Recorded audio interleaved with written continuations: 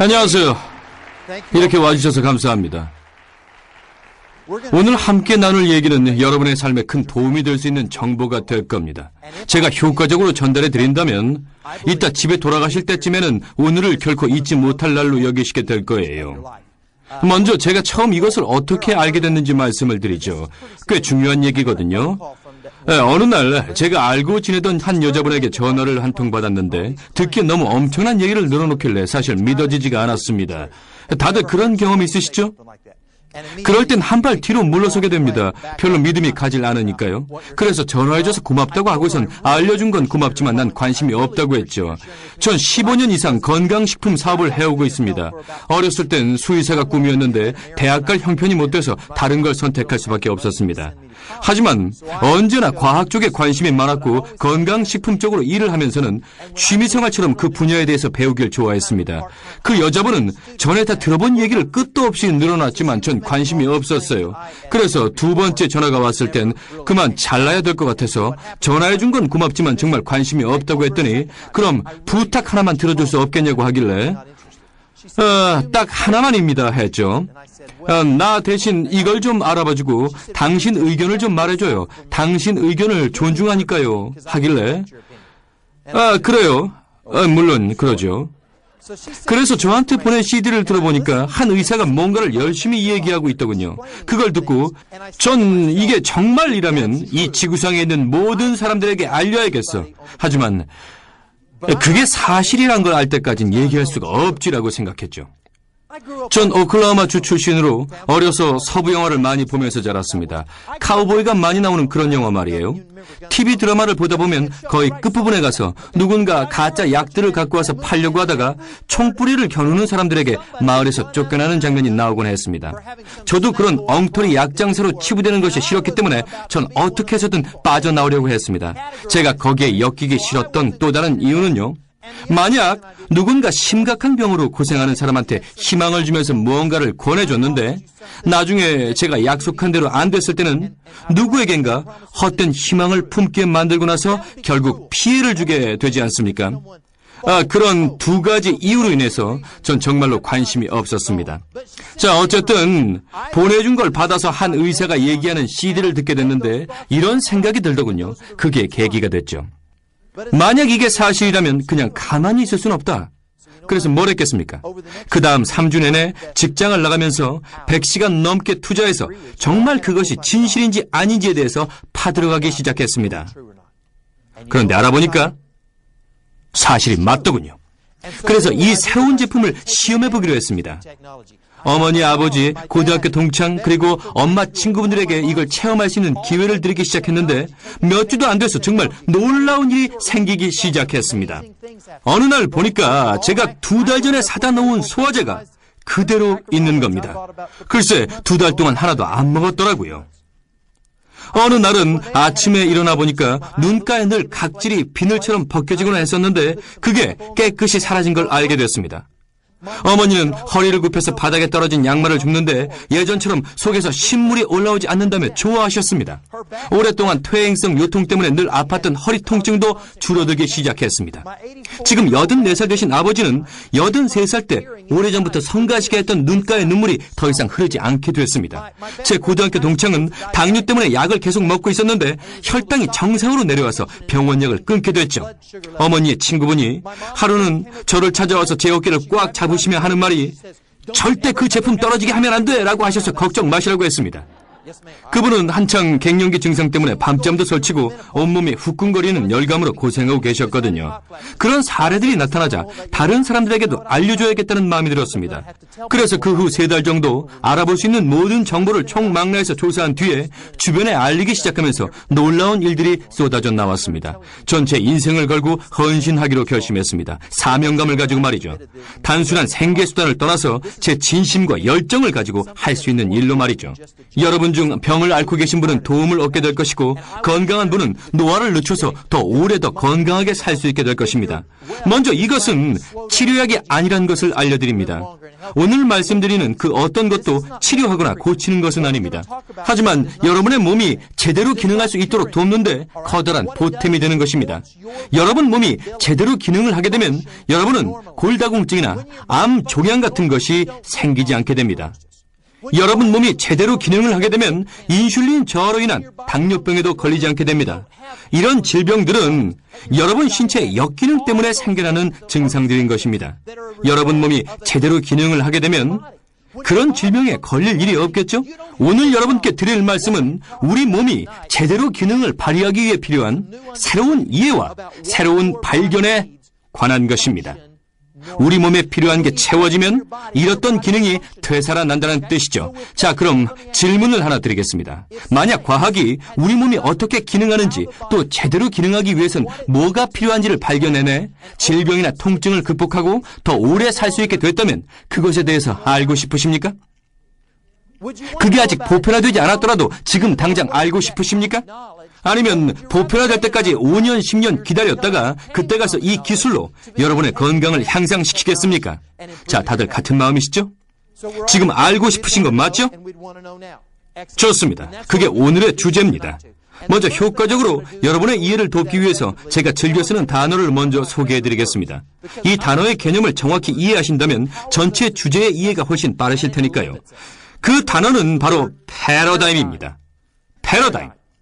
대부분 다 들어보셨을 텐데요. 보통 모형이나 사물을 보는 방식으로 알고 계실 겁니다. 그렇죠?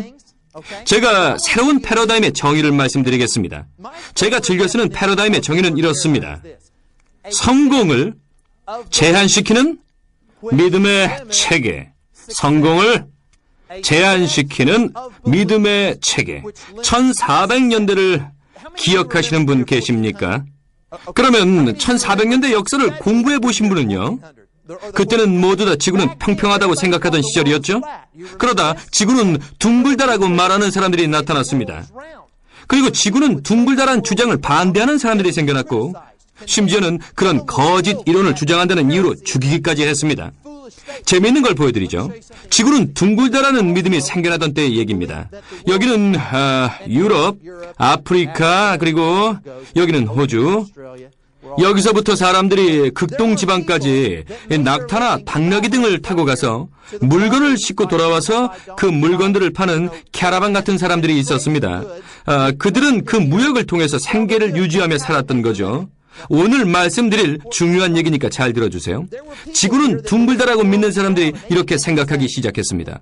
내 생각엔 낙타나 당나귀를 타고 갔다가 되돌아오는 것보다는 배를 타고 한 바퀴 돌아서 오는 게 훨씬 빠를 것 같은데?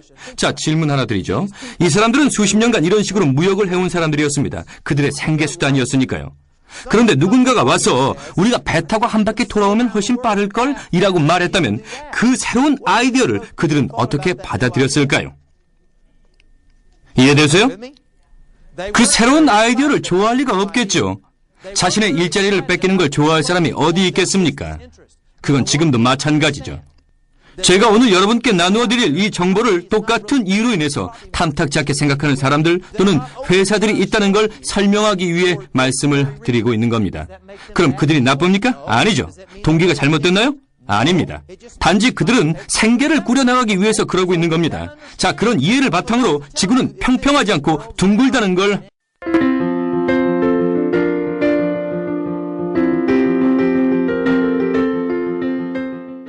저희가 얘기하는 건 영양 분야입니다. 약물이나 약이 아니죠. 의사들이 의사가 되기 위해서 의대에서 공부할 때 영양에 대한 수업은 보통 1시간 정도 받습니다. 거기서 배우는 건 균형 잡힌 식사에 과일, 채소, 곡류, 식이섬유, 단백질, 필수 지방산 등을 잘 섭취해야 한다는 정도죠. 그리고 의대를 졸업하고 나서 받는 의학 교육이나 수련 과정은 거의가 다 전부 제약회사의 지원을 받아서 운영되는 조직들에 의해서 제공되고 있다고 이해하시면 됩니다. 아시겠죠? 제가 여러분께 말씀드리는 부분은 영양입니다. 이쪽에 기능을 하고 영향을 주는 것이죠. 하지만 대부분의 의사들은 이쪽에 노출되어 있습니다. 영양이 얼마나 중요하냐고요? 수백 년 전에 로얄 네이비라고 불리던 영국 해군들은 괴혈병에 걸리는 경우가 많았습니다. 다들 들어보셨죠? 괴혈병은 한 번 걸리게 되면 대부분 육전에 죽을 정도로 심각한 병이었습니다. 주변에 암 진단받고 나서 육전에 죽은 사람 보신 분 계십니까? 거의 없죠? 대부분의 암은 보통 6주보다는 더 걸리지 않습니까? 그러니까 6주 만에 사람을 죽게 만드는 병이 있다면 엄청 무서운 질병이라고 생각하지 않겠습니까? 그래서 무서운 병으로 불려왔던 거죠. 그런데 어느 날 라임을 빨아먹은 한 선원이 다른 선원들처럼 괴혈병에 걸리지 않는 걸 보고 다른 선원들도 라임을 먹기 시작했습니다. 영국 해군을 그래서 라임이라고 부르기도 하는데 그 후부터는 괴혈병이 없어지기 시작했죠. 한때는 6주 만에 목숨을 앗아갔던 무시무시한 질병이었는데 이제는 비타민C 결핍증 정도로 가볍게 불립니다. 이젠 그 중요성이나 같이 공포가 없어졌습니다. 비타민만 보충해주면 되니까요. 자, 여러분, 만약 6주 동안 비타민C를 안 먹어서 괴혈병에 걸렸는데 그 후로 6주를 더 못 먹게 되면 괴혈병으로 죽겠지만 만약 11주하고 3일 정도 지난 후에 비타민C를 먹으면 산다는 거죠. 그렇다고 비타민C가 괴혈병을 고칩니까? 아니죠. 영양 보충제일 뿐입니다. 여러분이 섭취해야 할 필수 식품이죠. 그러니까 제가 영양에 대해서 말씀드린다고 해서 무시하시면 안 됩니다. 지금부터 새롭게 발견된 영양소에 대해서 말씀드릴 텐데요. 이것은 비타민C보다 더 강력한 도움을 주는 것입니다. 아셨죠? 그러니까 주의 깊게 들어주시기 바랍니다. 1950년대 초에 미국 정부는 방사능 노출로 인한 화상의 치료법을 찾는 데 관심을 보이기 시작했습니다. 미국이 핵무기 공격을 당할 경우를 대비해서였습니다. 뉴멕시코 로스알라모스에서 이에 대한 연구를 하다가 알로에 베라 겔이라는 걸 발견하게 되었습니다. 알로에 베라 식물에서 겔을 채취해 방사능 화상 부위에 바르면 더 이상 번지지 않고 없어지는 것이었죠. 원래 방사능 화상은 없어지지 않고 흉터가 그대로 남는 걸로 알려져 있습니다. 그런데 그게 감쪽같이 없어지니까 큰 기대를 갖고 잘 보존해서 핵 공격을 받게 되면 쓰려고 했던 거죠. 하지만 일단 식물에서 채취하고 나면 효과가 오래가지 않게 되자 그 후론 관심을 못 끌며 선반에 방치됐습니다. 그때는 알로에 베라에 대한 반응이 서로 엇갈렸던 시기였죠. 자, 그러던 어느 날 어느 제약회사에서 약품 연구를 해오던 한 연구원이 있었는데요. 그는 알로에 베라의 약효 성분을 연구하는 과제를 맡았던 빌 박사였습니다. 빌 박사는 알로에 베라를 조사해서 어떤 성분이 치유력이 있는지를 밝혀내는 연구의 책임을 맡고 있었습니다. 여러 연구 끝에 빌 박사는 드디어 만노즈라고 불리는 걸 발견해냈습니다. 만노즈는 탄수화물 종류의 하나인데 제가 더 자세하게 설명을 드려보죠. 탄수화물은 당분이라고 할 수 있죠. 탄수화물은 당분입니다. 요즘 저탄수화물 식품에 대한 관심이 높은데요. 그런 탄수화물과는 다른 종류니까 염려하실 필요가 없습니다. 당뇨병과 당분 얘기도 하지만 이건 다른 종류의 당분인 거죠. 그러니까 자연엔 200여 가지의 탄수화물, 즉 당분이 존재한다고 알려져 있습니다. 이 만노즈도 그 중에 일부인 것이죠. 사람들에게 탄수화물이라고 하면 대부분은 살찐다면서 들을 생각조차 안 하는데요. 자, 그게 아닙니다. 이건 전혀 다른 탄수화물이죠. 당분이라고 얘기하면 아니야 난 당뇨라서 절대 못 먹어.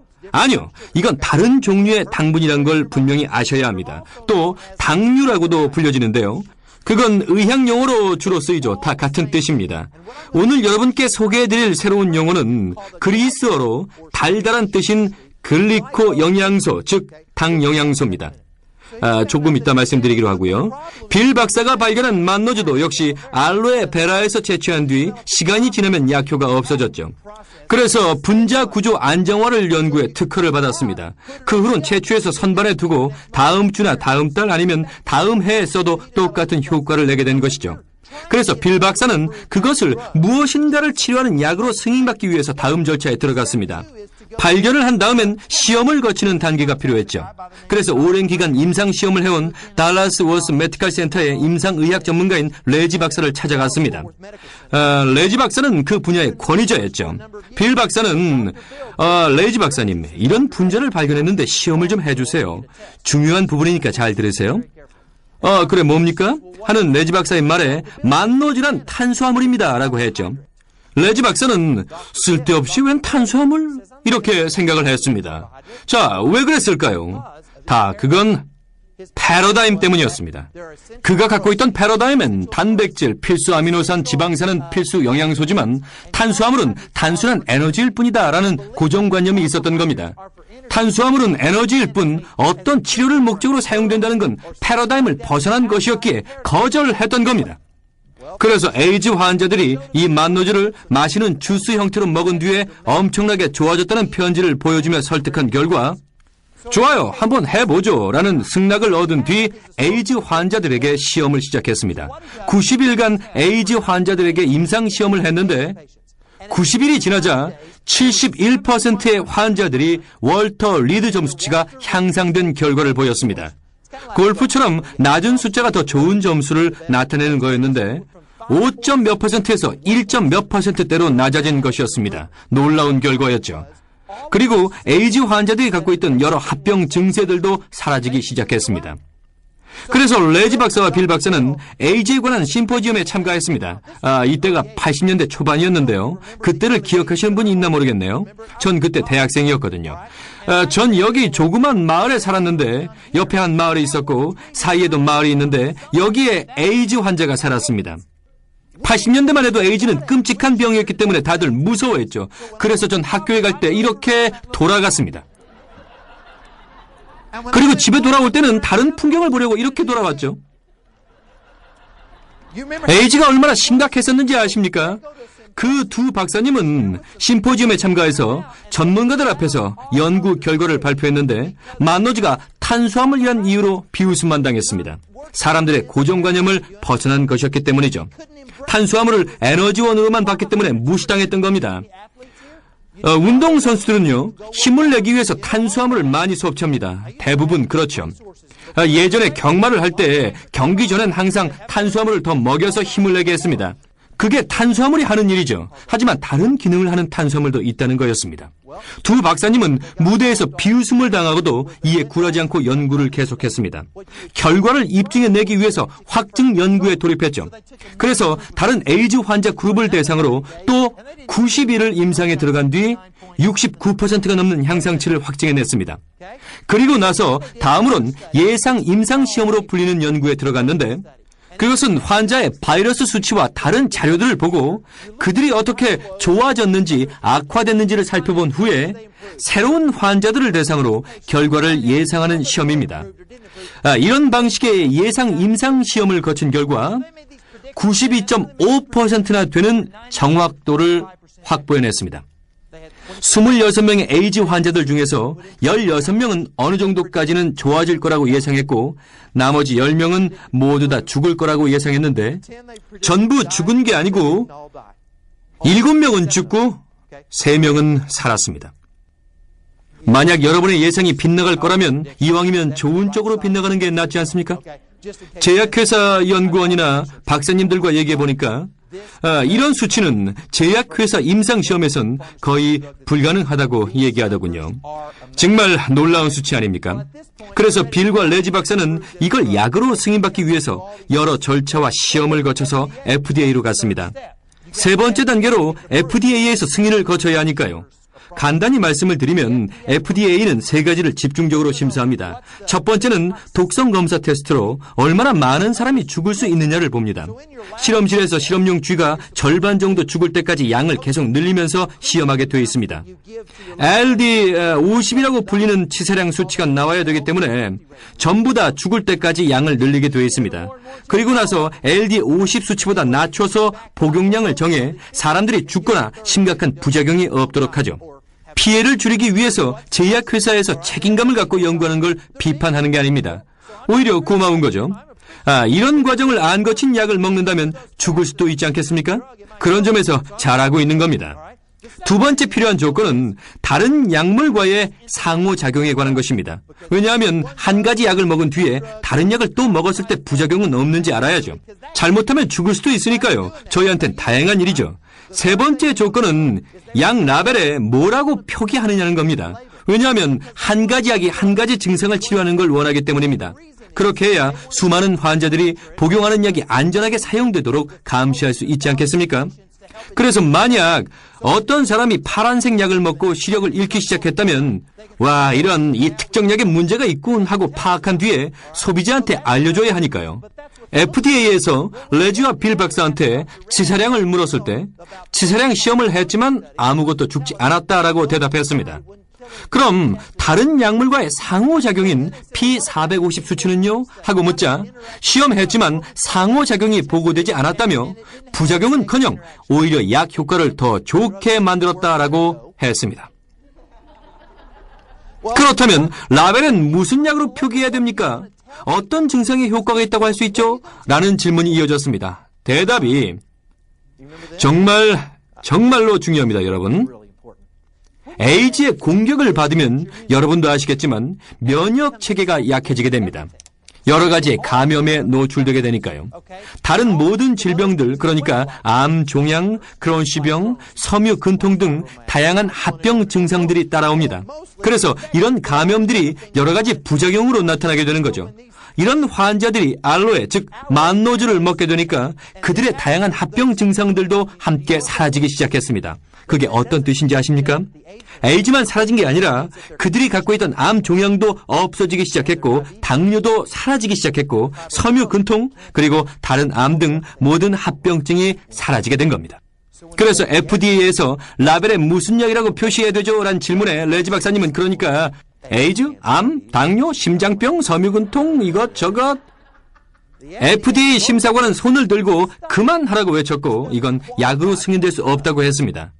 약은 독성이 있고 다른 약물과 상호작용을 하며 한 가지 증상에만 적용되는 겁니다. 그건 약이 아니에요. 뛰어난 효과는 있을지 몰라도 약으로 시판할 수는 없습니다. 약이 아닐 경우 그것의 효과에 대해 주장할 수가 없습니다. 그것이 어떤 것을 치료하거나 고친다는 주장을 할 수도 없게 되는 것입니다. 자, 한 가지 예를 들어보죠. 제가 사막을 걸어가다가 길을 잃어버리고 물도 다 떨어지게 된다면 저의 몸 상태는 어떻게 되겠습니까? 탈수, 맞습니다. 그러니까 제가 여러분에게 자, 이 물을 마시면 탈수증이 치료됩니다 라고 말한다면 전 법을 어기게 되는 겁니다. 비록 그 물이 여러분이 가장 필요한 거지만 법적으로는 그렇게 얘기할 수 없는 것입니다. 약으로 승인을 받아야만 그런 주장을 할 수가 있는 거죠. 물론 소비자를 보호하려는 조치지만 또한 우리를 궁지에 몰아넣기도 합니다. 이해가 되십니까? 그래서 레지와 빌 박사는 선택의 여지가 없었습니다. 그럼 어떻게 하지? 그래서 건강 보조식품으로 판매되기 시작한 겁니다. 우리가 먹을 수 있는 독성이 없는 식품이기 때문에 약처럼 약효를 주장하지 못한 채 팔리게 된 거죠. 하지만 7년 내내 판매에서도 연간 매출액이 2천만 원 이상을 넘지 못했습니다. 그러던 어느 날 레지 박사가 같은 교회에 다니고 있던 레이란 이름의 남자를 교회에서 만나서 얘기를 나누게 됐는데 이런 어려움을 토로하다가 정확히 어떤 말이 오고 갔는지는 모르겠지만 제가 요약해서 부연 설명을 드린다면 아마 이런 대화가 아니었나 생각됩니다. 레지 박사님, 그러니까 문제는 이 제품이 필수품으로 인식되지 못한다는 데 있습니다. 사람들이 이 성분의 필요에 대해 잘 모르지 않습니까? 그러니까 이 성분이 어떤 기능을 하고 왜 필요한지 교육을 시켜야 돼요. 누군가 가르쳐야 됩니다. 그냥 매장에 갖다 놓고 사람들이 왜 사야 되는지를 모른다면 팔리겠습니까? 사람들을 교육시켜야 돼요. 그런 교육을 담당할 만한 사람들을 가르치면 어떻겠습니까? 그래서 그들은 그렇게 하기로 했습니다. 그 후 첫 해만 90억 원어치가 팔려나갔습니다. 그 다음에는 더 많이 판매됐고 초창기에 몇백억을 기록하더니 현재까지 이 제품으로 1조 원이 넘는 판매고를 기록하고 있습니다. 왜일까요? 왜 점점 매출이 증가하고 있는 걸까요? 효과가 없는데도 계속 40분 계십니까? 물론 아니겠죠. 그런 일로 지금까지 이어져 왔던 것입니다. 이제 몇 가지 연도를 말씀드리죠. 대부분의 사건들이 비슷한 시기에 생겼고 지구의 반대편에서도 또한 미국 내에서도 과학자들과 의사들에 의해서 여러 연구가 진행됐는데요. 이런 연구 결과들이 모여서 증거의 본체를 이루어가기 시작했습니다. 각기 다른 곳에서 발견된 이론들이 한데 어우러져 증거의 본체를 이뤘는데 1994년에 흥미로운 일이 있었습니다. DSHEA 조항이란 새로운 법이 통과됐습니다. 식이보조 보건교육에 관한 법률로 과학적으로 인증된 것에 한해 자연식품의 사용을 허가하는 내용이 새롭게 추가된 것이죠. 이 일을 계기로 빌과 레지 박사와 메나테크 회사가 제품을 효과적으로 판매할 수 있는 길이 열리게 됐습니다. 여러분이 이해하셔야 될 부분은 그때까지도 무엇 때문에 효과가 있는지 잘 몰랐다는 겁니다. 그냥 먹는 사람들의 건강이 나아졌다는 것만 알고 있었죠. 그러다가 1996년에 흥미로운 일이 생겼습니다. 하퍼의 생화학이란 의과대학교 교과서가 있었는데 그때 새롭게 개정된 교과서의 56장에 아주 특별한 내용이 실리게 됐습니다. 페이지는 생각이 잘 안 나는데 이게 바로 그 복사본입니다. R.K. 머레이 박사가 이 책을 집필했는데 여기에 굉장히 주목할 만한 사실을 다루고 있습니다. 그 내용이 무엇이었냐면 인간의 세포 표면은 이런 단백질로 이루어진 서로 다른 줄기들이 뻗어 있는 모양으로 되어 있다는 것입니다. 자, 여러분 필수 아미노산 얘기는 들어보셨죠? 우리의 몸은 이런 아미노산을 흡수해서 여러 가지 조합과 연결 과정을 통해 다른 여러 가지의 단백질을 합성해내는 겁니다. 아시겠죠? 그리고 이런 단백질의 각 끝에는 여러 가지 탄수화물로 이루어진 구조물들이 가지처럼 뻗은 채 붙어 있다는 겁니다. 마치 나무의 줄기에서 뻗어나온 가지와 비슷한 모양을 하고 있지 않습니까? 머레이 박사가 이 8가지로 이루어진 특별한 탄수화물들이 세포 표면을 구성하고 있다고 교과서에서 밝힌 것이죠. 그 8가지 중 하나가 빌 박사가 예로부터 건강에 도움을 주는 것으로 알려진 알로에 베라에서 발견해낸 만노지였던 것입니다. 그래서 빌 박사가 생각하길 만약 사람들이 그 탄수화물들 중 하나를 섭취해서 이런 정도의 결과를 얻었다면 8가지 탄수화물을 다 먹었을 땐 어떤 일이 생길까 하고 연구하기 시작해 1996년에 8가지의 탄수화물 모두를 찾아서 그 새로운 조합물로 같은 해 특허를 획득했습니다. 그리고 다시 임상시험에 들어가서 연구를 시작한 거죠. 한 가지가 아닌 8가지의 조합물을 섭취하기 시작한 사람들은 예전보다 증상이 심했던 사람들까지 훨씬 더 빨리 호전되기 시작했습니다. 다시 한번 강조해드리지만 아직도 자세한 이유는 알지 못했습니다. 그냥 먹으니까 더 좋아졌다는 정도만 알고 있었던 거죠. 그러다가 1999년에 이 과학과 연관된 분야에서 노벨상을 수상하기 시작했습니다. 그 후 4차례나 언뜻 다른 것 같지만 세포와 관련된 주제로 노벨상을 잇따라 타게 된 것입니다. 모두 우리 몸의 세포가 이 8가지 탄수화물을 사용해 서로 의사소통을 한다는 것이었죠. 여러분이 상상할 수 있었던 것보다 우리 몸은 다양한 기능을 하고 있습니다. 모든 세포가 다른 세포와 대화를 해야 합니다. 만약 손을 베었을 때 우리 몸은 여기에 상처가 났다. 출혈을 정지시켜야 돼. 아이고, 응고제가 필요해. 출혈을 막는 응고물질이 필요하다고. 아이고, 딱지도 만들어야 돼. 면역 세포들도 출동시켜서 박테리아와 싸우고 감염되는 것도 막아야지. 이 모든 것이 커뮤니케이션의 문제입니다. 의사소통이죠. 과학은 오랫동안 그 의사소통은 전부 단백질을 통해서만 이루어진다고 믿어왔습니다. 하지만 단백질만이 아닌 단백질에 붙어있는 탄수화물을 통해서 이루어지고 있었던 것입니다. 그게 어떻게 되는 거냐면요. 이 탄수화물은 각기 다른 모양을 하고 있습니다. 다이아몬드 아시죠? 여러 면을 갖고 있지 않습니까? 이 탄수화물이 마치 다이아몬드처럼 여러 모양을 갖고 있고 그 연결 방법에 따라 세포들이 의사소통을 하게 되는 것이죠. 여러분은 이게 얼마나 중요한 건지 모르시죠? 자, 예를 들어보죠. 제가 만약 여기에 이런 4가지 기호들을 그려놓은 다음에 여러분께 이 4가지 기호들이 뭘 나타내는 건지 물어본다면 답이 나오기까진 아마 하루 이상 걸릴 겁니다. 그러니까 제가 그냥 말씀을 드리죠.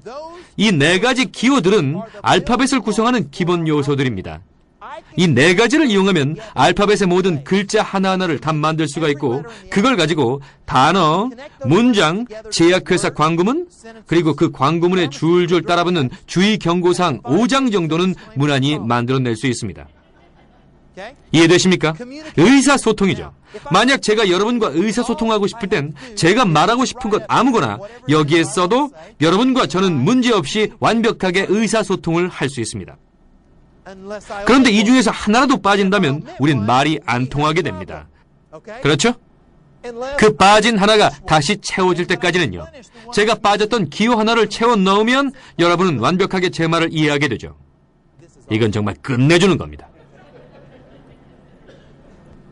이 끝내준다는 말의 뜻을 제대로 아시는 분은 없을 겁니다.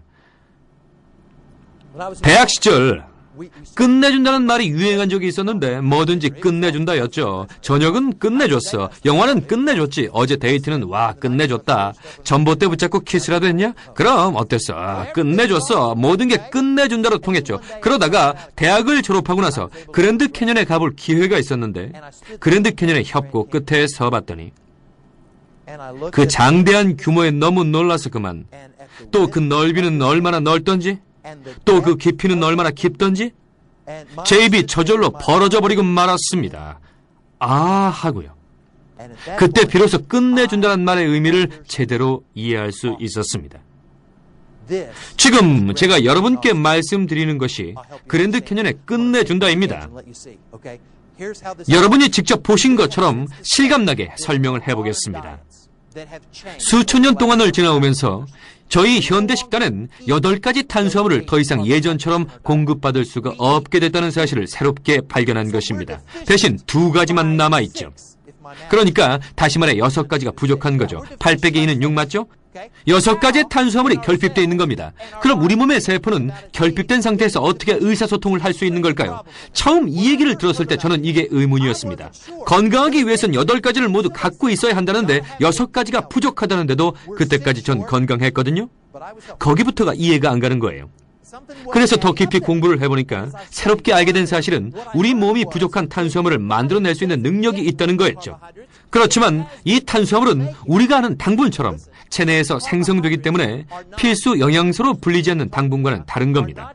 하지만 우리 몸은 필수 영양소를 다 합성해내지 못한다는 데 문제가 있습니다. 우리 몸은 원래 사냥하고 돌아다니면서 자연에 있는 과일과 채소들을 따먹으며 탄수화물을 공급받았었는데 특정 기간 동안 특정 탄수화물을 못 먹게 될 때는 다른 걸 통해서 그 탄수화물을 공급받을 때까지 스스로 만들어내게 됐다는 거죠. 하지만 우리가 사는 시대는 모든 게 변했습니다. 현재는 2가지를 뺀 6가지는 거의 못 먹고 있기 때문에 항상 그것들을 합성해내야 합니다. 그래서 우리 몸이 결핍되고 있는 거죠. 그 부족한 걸 채우기 전까지는요. 그 결핍이 채워지면 우리 몸은 다시 효과적으로 의사소통을 할 수 있게 됩니다. 그러니까 이게 끝내주는 거죠. 이 탄수화물들은 필수 영양분으로 꼭 필요한 것들입니다. 이게 없으면 살 수가 없습니다. 여러분이 먹어주지 않으면 몸에서 힘들게 만들어낼 수밖에 없는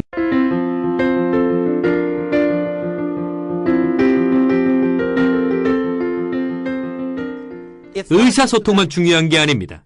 우리 몸이 제대로 일하기 위해서 의사소통이 필요한 거고요. 또 있죠. 우리 몸의 각 부분이 정상적으로 기능하기 위해서는 지금까지 얘기한 의사소통 외에 몇 가지 다른 기능을 요구하게 되는데 또 다른 필요들도 채워줘야 합니다. 첫 번째 필요한 것은 물론 의사소통 기능이고요. 제대로 통신이 돼야 하니까요. 그리고 또 필요한 게 있습니다. 그 다음 필요한 기능은 우리 몸의 호르몬을 조절해주는 기능입니다. 보통 사람들은 노화가 시작되면 호르몬 분비량이 줄어든다고 하는데 그게 아니라 사실은 나이가 들면서 호르몬 분비가 줄어들고 그 호르몬 감소가 바로 노화의 원인이 되는 겁니다. 분명 차이가 있죠. 세계 어느 지역은 사람들이 110살, 120살, 140살까지 장수하는 것으로 알려진 데가 있는데 거기는 110살의 할머니가 겨우 65살로밖에 안 보입니다. 남자들의 전립선암도 없고 여자들의 유방암도 없고 소아암도 소아당뇨도 없습니다. 이곳 사람들은 나이가 들어도 저희들처럼 빨리 노화되지 않습니다. 하루 종일 땡볕에 거의 옷도 걸치지 않은 채 나가 있어도 그런 데는 눈요깃거리도 많겠죠? 그들은 피부암에 걸리지 않습니다. 잘 들어보세요. 그들의 식생활을 면밀히 조사해봤더니 그들은 평균적으로 50에서 80mg 정도의 식물 유래 호르몬을 매일같이 섭취하고 있는 것으로 나타났습니다. 식물 유래 호르몬이 뭔지 아십니까? 과일 혹은 야채가 밭에서 숙성될 즈음에 얻어지는 것인데 우리 식단엔 거의 없습니다. 이 영양소는 씨앗이 발아할 때 생겨서 씨앗을 보호해주고 식물이 건강하게 자라게 합니다. 여러분 중에 토마토를 직접 밭에서 길러 드시는 분 계십니까? 대부분은 가게나 식당에서 사 먹죠. 그 둘은 성분이 전혀 다릅니다. 밭에 가셔서 막 빨갛게 변하기 시작하는 토마토를 2개 골라서 하나는 따서 창가에 둬보시고요. 다른 하나는 밭에서 그냥 완숙될 때까지 두고 창가의 것과 비교해 보십시오. 같은 밭에서 나온 토마토는 맞죠? 그럼 숙성된 씨를 둘 다 빼서 심어 보십시오. 나중에 아시겠지만 밭에서 얻은 씨앗은 저처럼 아주 튼튼하게 자랄 겁니다. 창가에서 얻은 씨앗은 야윈데다가 아주 보잘것없이 자랄 겁니다. 이분처럼요. 큰 차이가 납니다. 왜냐하면 식물 내재 영양소가 다르니까요. 그런 걸 먹어줘야 하는데 현실은 어떻습니까? 우린 더 이상 밭에서 숙성된 과일과 야채를 못 먹고 있기에 식물 내재 영양소, 식물 유래 호르몬을 보충해줘야만 합니다. 동물성 호르몬이 아니라 식물 유래 호르몬이요. 어떤 분들은 호르몬 아니까 걱정부터 하시는데 식물 호르몬을 얘기하는 겁니다. 꼭 필요한 성분이죠. 현재 우린 얼마나 먹는지 아세요? 2에서 5mg입니다. 꽤 걱정스러운 수치죠. 세 번째로 우리 몸이 제대로 기능하기 위해서 필요한 것은 의사소통도 아니고 조절작용도 아닌 비타민 또 미네랄 같은 영양소로 각 세포들에게 영양 공급을 해줘야 합니다. 그런데 문제는 오래전부터 그런 영양소들은 판매가 되고 있었습니다만 90% 이상이 정확히는 모르지만 거의 합성된 것으로 우리 몸이 겨우 사용할 정도의 합성 비타민 미네랄일 뿐입니다. 베타카로틴이 암을 유발할 수도 있다고 들어보신 분 손 들어보십시오. 또 베타카로틴이 암 예방에 도움된다는 분은요, 둘로 나눠지는데요. 사실은 둘 다 맞는 말입니다. 그 이유는 이렇습니다. 베타카로틴을 현미경으로 보면 그냥 베타카로틴일 뿐입니다. 하지만 공통인자라고 불리는 음식물 속에 있는 작은 연합 요소들이 대부분은 잘 알려지지 않았었죠. 하지만 비타민 A가 암을 유발한다는 걸 생각해보면 이렇습니다. 결과적으로 사람들이 암에 걸리기 때문에 관련 제약회사들도 시험에 들어갔고 자기들이 유리한 방향으로 결과를 내려고 몇 가지를 제외시켰죠. 그래서 이렇게 빼버린 다음에 과도한 복용량을 여기서 취한 것입니다. 이쪽에서 복용량을 늘리는 대신에요. 그래서 사람들이 암에 걸리게 된 거죠. 우리가 못 보는 미세한 요소들이 상호작용을 하니까요. 여러분, 이게 없으면 병에 걸립니다. 당장은 아니지만 나이가 들면서 정상적인 기능을 못하게 되는 거죠. 꼭 이게 있어야 돼요. 식물 유래 영양소가 필요합니다. 또 비타민과 미네랄, 모든 요소들이 있어야 우리 몸이 효과적으로 쓸 수 있는 겁니다.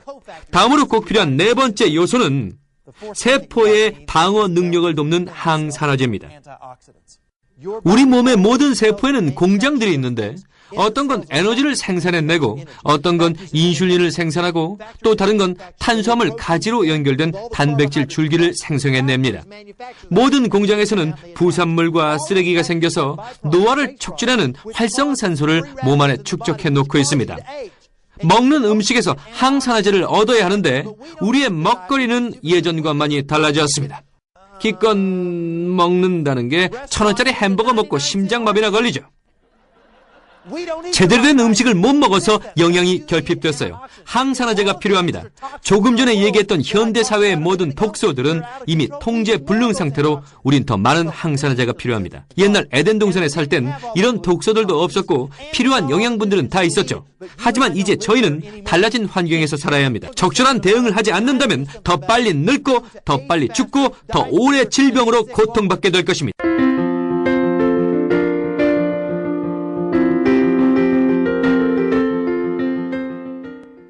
오늘 여러분들이 들으신 내용은 새로운 정보가 됐을 겁니다. 많은 분들이 새로운 발견을 했을 거라고 믿는데요. 처음에 제가 의심스러웠던 부분이기도 하고 다른 분들도 많이 얘기하시는 건데요. 만약 이 모든 게 진실이라면 왜 내가 아는 의사는 이걸 모르냐는 거죠. 합법적인 사실이라면 알 법도 할 텐데요. 하지만 현실은 그렇지를 못합니다. 그 이유는요, 우선 의사들이 의대를 졸업하고 나서 받는 연장 교육은 거의 다가 제약회사들의 지원을 받아서 이루어지고 있는 실정입니다.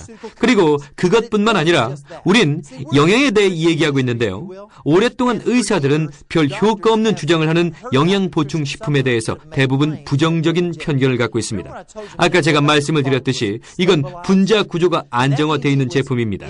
즉, 특허받은 조합물로 효과가 오래 지속된다는 걸 뜻합니다. 하지만 대부분의 영양회사들은 어떤 것도 안정화시키지 않습니다.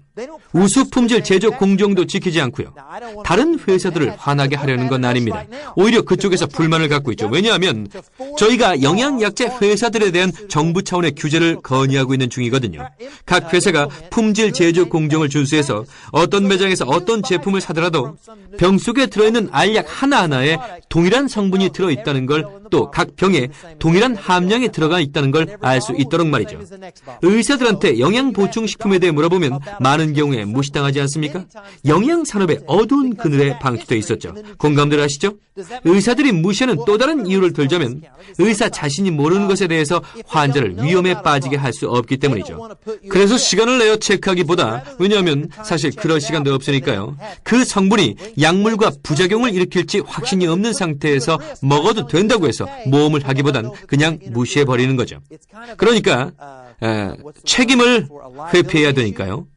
환자를 안전하게 관리해야 자신도 환자도 보호할 수 있다는 생각하에 이 부분은 무시해버립니다. 책임을 떠안지 않기 위해서죠. 어떤 분들은 저한테 묻습니다.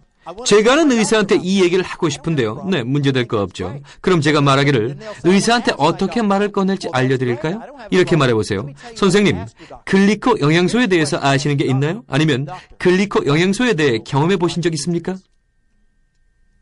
그 의사가 글리코 영양소에 대해 아무것도 아는 게 없고 또 아무것도 경험이 없다면은 그의 의견이 중요할까요? 아니죠. 이 분야에서는요, 수년 전부터 전 세계적으로 당 생물학이나 당질학이라고 불리는 분야에 대한 논문이 엄청나게 쏟아져 나오고 있습니다. 영양학이 아닌 과학 분야에서요. 그것도 당 과학 분야에서요. 몇 가지를 말씀드려보죠. 과학계에선 새롭게 발표되고 있는 논문의 숫자를 여기에 정리를 해봤는데요. 글라이코프로틴, 즉 당 단백질이라는 단어를 처음 사용한 논문이 발표된 건 1950년이었습니다. 1950년, 1970년대에는 당 생물학에 관련된 논문이 500개 발표되었습니다. 글리코 영양소가 아닌 생물학에 관해서였죠. 1970년대에는 500개의 논문, 1980년대에서는 1,500개의 논문이 발표됐고 1990년대에서는 4,000개로 증가했습니다. 500, 1,500, 4,000개, 그럼 2000년대에는요? 2만 개나 발표되었습니다. 폭발적인 증가 아닙니까? 1998년 액타 애나토미카라는 저명한 해부학자는 3월호에 당 생물학 연구에 대해 집중적으로 다뤘습니다. 지금 얘기한 글리코 영양소가 아니라 좀 전에 설명드린 생물학적 기능에 대해서였습니다. 전체 기사 중에서 발표됐던 한 가지 문장을 보면 글라이코실레이션 없이는 생명도 없다. 아주 엄청난 얘기죠. 그게 무슨 뜻일까요? 그게 무슨 뜻이냐면 세포 표면의 탄수화물 구조물과 단백질이 결합하지 않으면 여러분은 살 수 없다는 겁니다. 정말 강력한 표현이죠. 그뿐 아니라 2000년도 사이언스지 3월호에도 역시 표지 제목으로 당 생물학에 대해서 전면적으로 다루었습니다. 어디를 보더라도 눈에 띄는 기사들이죠. 그리고 2003년 2월엔 미국의 유명한 매사추세츠 공과대학인 MIT에서 발간하는 학회지에서 다음과 같은 내용을 다룬 기사를 표지에 대서특필했습니다. 세상을 변화시킬 10대 신기술들. 그게 뭔지 여러분도 알고 싶지 않으십니까? 그의 인상적인 문구죠. 세상을 변화시킬 10가지 신기술이라뇨. 당 생물학에 관한 연구, 인체의 글리코폼, 당형에 관한 연구, 단백질 줄기와 거기에 붙은 당 탄수화물에 관한 연구가 바로 그들이 얘기하고 있는 겁니다. 그게 10대 신기술 중에 하나인 거죠. 왜일까요? 뭔가 엄청난 게 있기 때문이겠죠. 현재 모든 주요 제약회사들이 앞다퉈 이 탄수화물들을 합성시키는데 혈안이 되어 있는 걸 아십니까? 즉 대량 생산해내려는 거죠. 아까 말씀드렸던 다이아몬드처럼 다양한 면이 있어서 서로 다른 모양과 크기가 있는 거 기억나십니까? 그래서 이게 고난도의 기술인 거죠. 미국엔 미국 의사연합회가 있습니다. 유럽엔 왕립의학연구소가 있는데 거기에는 면역학을 담당하는 부서에서 당 생물학만을 연구하는 분과가 따로 있습니다. 그들은 글리코 영양소가 우리 인체에 어떤 작용을 하는가에 대해 연구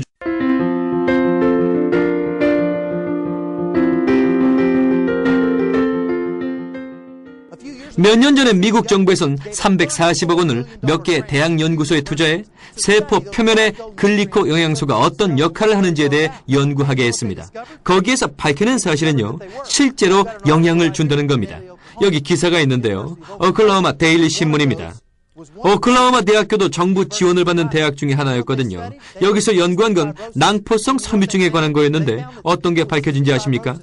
낭포성 섬유증에 걸린 사람들은 세포에 침입한 독특한 박테리아를 갖고 있다는 것이었고, 세포 표면에 있는 당 단백질의 생산을 막고 있는 세포의 생산 능력을 손상시키는 걸로 밝혀졌습니다. 그러니까 낭포성 섬유증 환자들은 공통적으로 당 단백질 줄기들이 손상되어 있었고, 모든 당 단백질 구조들이 변질되어 있었습니다. 그들은 낭포성 섬유증의 치료법을 연구 중이죠. 하지만 전 텍사스에서 온 11살의 한 소녀가 10,000명이 넘는 청중들 앞에 서서 이렇게 얘기하는 걸 들었습니다. 어릴 때부터 전 18살이 되기 전에 죽게 될 거라는 걸 알고 있었습니다. 그런데 어떤 분이 저에게 이 글리코 영양소에 대해 알려주었어요. 그 후 몇 달 만에 전 태어나서 처음으로 음식을 제대로 소화하게 됐어요. 지난주엔 다른 50명의 소녀들과 함께 장거리 크로스컨트리 마라톤에 참가했는데 거기서 전 4등을 했습니다. 낭포성 섬유증에 걸린 아이들은 뛰질 못합니다. 간신히 걸을 뿐 숨쉬기도 바쁘죠. 그 소녀는 이제 제대로 된 삶을 살고 있습니다. 의사는 내년에 다시 와라. 검사 안 해도 돼. 정말 놀랍다라고 했고, 소녀의 부모는 가래를 빼내기 위해서 더 이상 딸의 가슴을 치지 않게 되었습니다. 제가 누군가에게 이 글리코 영양소에 대해 전달하더라도 그들이 제가 얘기한 것들을 저처럼 진지하게 알아보고 확인해보지 않는다면 그들은 그 대가로 계속 고통 가운데 머무르게 될지도 모릅니다. 이 자체가 어떤 걸 치료하는 건 아니죠. 다만 여러분의 몸이 정상적으로 기능하도록 무장시켜주는 겁니다. 텍사스 남부에 사는 한 부인이 암 진단을 받고 다시 의사를 찾아갔습니다. 그리고 정밀검사 후에 수술을 해서 잘라내기로 했는데 막상 개복을 해보니까 악성 종양이 퍼져 있었습니다. 이런. 그들은 다시 봉합할 수밖에 없었고, 그녀는 유명한 앤더슨 암센터로 가서 다시 검사를 받았는데 검사 결과 굉장히 희귀한 종류의 육종암으로 판명됐고, 이런 얘기를 듣게 됐습니다. 이런 종류의 암에 걸린 사람 중 생존자는 단 한 명도 없었습니다. 2-3달밖에 안 넘었어요. 만약 항암과 방사선 치료를 하면 한 달 정도는 더 살 수 있습니다. 그날 그녀는 집으로 가는 길에 2시간 반 동안 남편에게 단 한마디도 하지 않았고, 남편도 말이 없었습니다. 그들은 완전히 희망을 잃었던 거죠. 그러다가 오늘과 같은 정보를 듣게 됐는데 20개월이 지난 지금 그녀는 암에서 해방되었습니다. 그녀는 죽지 않았고 건강하게 살아있습니다. 이것이 그녀에게 희망을 줬고 그걸 행동으로 옮겼죠. 이건 질병 치료제가 아닙니다. 여러분이 어떤 병과 싸우든지 상관없이 이건 질병을 다루는 것이 아니고 우리 몸이 정상적으로 기능할 수 있도록 무장시켜주는 겁니다. 여러분께서 오늘 함께 나눈 제 말씀을 못 믿으신다면, 더 나은 삶과 더 건강한 삶에 대한 기대로 여러분의 가슴이 벅차오르지 않으신다면 직접 알아보시길 바랍니다. 여러분께서 시간을 갖고 알아보신다면, 그래서 확신이 들게 되면 여러분의 가슴은 벅차게 될 것입니다. 더 나은 삶, 더 건강한 삶에 대한 새 희망을 찾게 될 테니까요. 여러분 감사합니다.